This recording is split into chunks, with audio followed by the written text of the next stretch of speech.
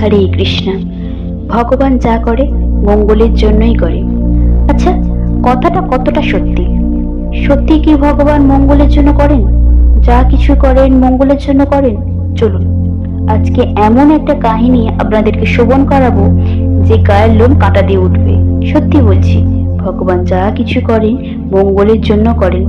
যদি কেউ ভগবানকে এক ঝলক এক মুহূর্ত সেবা করতে পারেন, তাহলে ভগবান তার জন্য কি না কি করতে পারেন। আজকের এমন এক কাহিনী, সত্যি বলছি গায়ের লোম কাঁটা দিয়ে উঠবে। চলুন সেই কাহিনী শ্রবণ করি। এক ভক্ত ছিলেন, ভগবানের অন্যতম প্রিয় ভক্ত। ভগবানকে খুব ভালোবাসতেন, খুব প্রেম করতেন। প্রত্যেক দিন মন্দিরে যেতেন আর ঝাড়ু সেবা দিতেন। ঝাড়ু সেবাই তার পরম সেবা কাজ ছিল মন্দিরের। তা একদিন মনের ভাব জাগ্রত হলো, ভগবানের কাছে গিয়ে বলছে, হে ভগবান, তোমার এত কষ্ট, তুমি কত করুণাময়, কত দয়াময়, কত পতিত পাবন, আর তুমি সারাটা দিন দাঁড়িয়ে থাকো এরম ভাবে। তোমার তো খুব কষ্ট হয়। তাই আমার ইচ্ছা যে একদিন তুমি আমার জায়গায় আসো আর আমি তোমার জায়গায় যাই। তাহলে তুমি একটু বিশ্রাম পাবে আর তোমার কষ্ট আমার সহ্য হয় না। হে ভগবান, আমার ইচ্ছা পূর্ণ করো। ভগবান তখন বললেন, তাই তোমার এটাই ইচ্ছা? বেশ, ঠিক আছে, তোমার ইচ্ছাই পূর্ণ করব।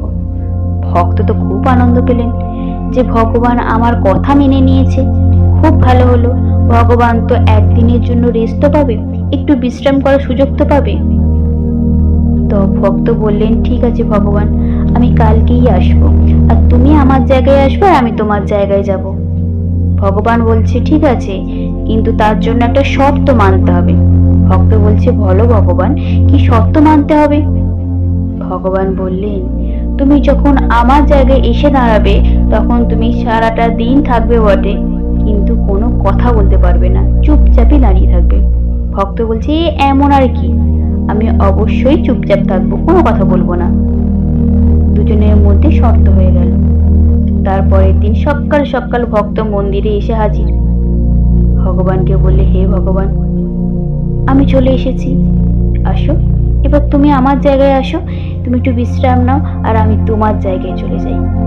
ভগবান বলল, ঠিক আছে বলে ভক্ত চলে গেলেন ভগবানের জায়গায়। ভগবানের মতো আসনে দাঁড়িয়ে গেলেন আর ভগবান চলে গেলেন ভক্তের জায়গায়। কিছুটা সে ঝাড়ু সেবা দিয়ে ভগবান বিশ্রাম করতে থাকলেন।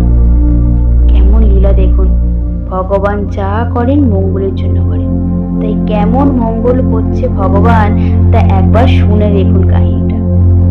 ভক্ত সারা দিন ভগবানের কাছে দাঁড়িয়ে রইলেন, আর এদিকে যত ভক্ত, যত দর্শনার্থী, যত সাধারণ মানুষ ভগবানের কাছে আসছে, ভগবানকে বিভিন্ন জন বিভিন্ন ভাবে প্রার্থনা জানাচ্ছে, বিভিন্ন জনার দুঃখ কষ্ট জানাচ্ছে।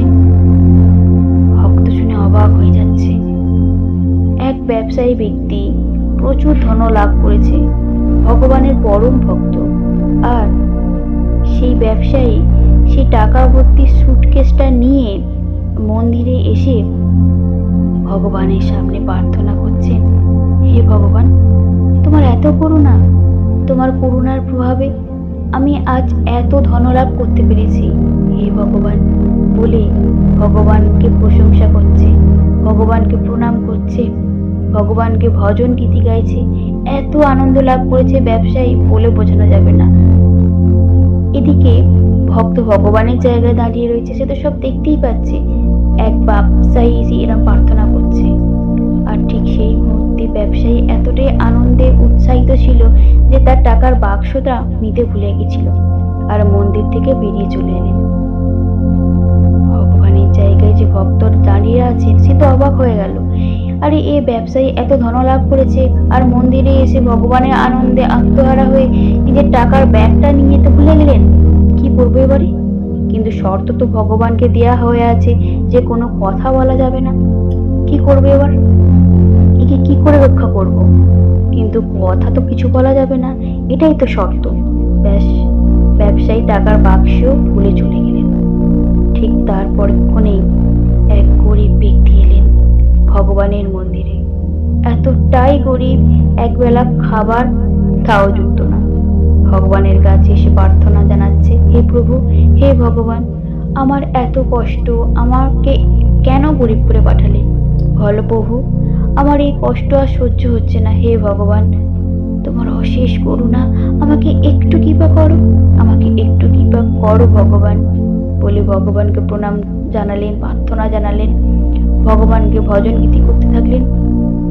আর ওই গরিব ভিখারি ব্যক্তি যখনই ভগবানকে প্রণাম করে বললেন, দেখছেন পাশে একটা বাক্স রয়েছে, সুটকেস রয়েছে। সুটকেসটা যেই খুলে দেখেন অনেক অর্থ রয়েছে, অনেক টাকা পয়সা রয়েছে। গরিব ব্যক্তির তো খুব খুশি হলেন যে আরে ভগবান আমাকে কৃপা করেছে। হে ভগবান, তোমার এত করুণা, আমি প্রার্থনা মাত্রই তুমি আমাকে এত করুণা করলে, এত কৃপা করলে, আমাকে এত অর্থ প্রদান করলে। গরিব ব্যক্তিরা তো খুব খুশি হলেন, খুব খুশি হয়ে আনন্দ হয়ে সেই টাকার বাক্স নিয়ে বাড়ি ফিরতে থাকলেন। ভগবানের জায়গায় যে ভক্ত ছিল সে তো আশ্চর্য হয়ে যাচ্ছে, এটা কিভাবে সম্ভব হতে পারে।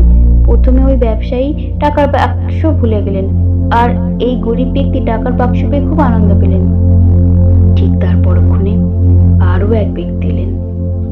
তিনি চাকরির ইন্টারভিউ দেওয়ার জন্য সমুদ্র থেকে পাড়ি দিয়ে জাহাজে করে অন্য ভিন্ন দেশে যাবেন চাকরির ইন্টারভিউ দেওয়ার জন্য। ভগবানের মন্দিরে এসেছেন আর ভগবানকে প্রার্থনা জানাচ্ছেন, হে ভগবান কৃপা করুন। প্রণাম জানিয়ে প্রার্থনা জানাতে থাকলেন যে আমার আজকে চাকরির ইন্টারভিউ রয়েছে, আমি অনেক দূরে যাচ্ছি, তাই কৃপা করুন আমি যেন চাকরিতে সফল হতে পারি। কৃপা করুন হে ভগবান, আমি তোমার শরণাপন্ন, তোমার কৃপা ছাড়া কিচ্ছু হয় না, তাই তুমি কৃপা করো। এই বলতে বলতে ঠিক এমন সময় এসে ওই ব্যক্তি প্রার্থনা জানাচ্ছিলেন, সেই সময় কেউ ছিল না। আর প্রথম যে ব্যবসায়ী যে টাকার বাক্স ভুলে গিয়েছিলেন, সে টাকার বাক্স ভুলে গিয়ে মাঝ পথে মনে পড়লো, আরে আজকে তো আমি টাকার বাক্স ভুলে রেখে দিয়ে চলে এসেছি মন্দিরে। সঙ্গে সঙ্গে তাড়াতাড়ি চলে এলেন। আর এদিকে তৃতীয় যে ব্যক্তি চাকরির ইন্টারভিউ দেবেন, তিনি মন্দিরে ভগবানের কাছে প্রার্থনা জানাচ্ছে। আর এদিকে ওই ধনী ব্যবসায়ী মন্দিরে এলেন, এসে দেখলেন যে মন্দিরে কেউ নেই, একজনই শুধু রয়েছে। আর তাকে গিয়ে জিজ্ঞাসা করলেন, আমার টাকার বাক্সটা এখানেই ছিল, আমার মনে হয় তুমিই চুরি করেছো। তখন তৃতীয় ব্যক্তি বললে, আরে আপনি কে মশাই, আমাকে এসে হঠাৎ দোষ দিয়ে যাচ্ছেন, চুরির বদনাম দিচ্ছেন। ধনী ব্যবসায়ী বললেন, আরে আমি তো খানিকক্ষণ আগেই এখানে এসে টাকার বাক্স ফেলে গেছি, আর এখন তো মন্দিরে কেউ নেই, আমি তো টাকার বাক্স খুঁজেই পাচ্ছি না এখানে, তাই একমাত্র তুমিই আছো। তাহলে তুমিই চুরি করেছো আমার টাকার বাক্স, আমার টাকার বাক্স কোথায়? দাও, আমায় ফিরিয়ে দাও, না হলে তুমি আমি এক্ষুনি অনেক শাস্তি পেতে হবে। এই বলে অনেক কথা কাটাকাটি হতে থাকলো। ওদিকে ভগবানের জায়গায় যে ভক্ত দাঁড়িয়ে আছে সে তো ইতস্তত হয়ে যাচ্ছে, এটা আমার চোখের সামনে কি হচ্ছে, আমি কিচ্ছু বুঝতে পারছি না।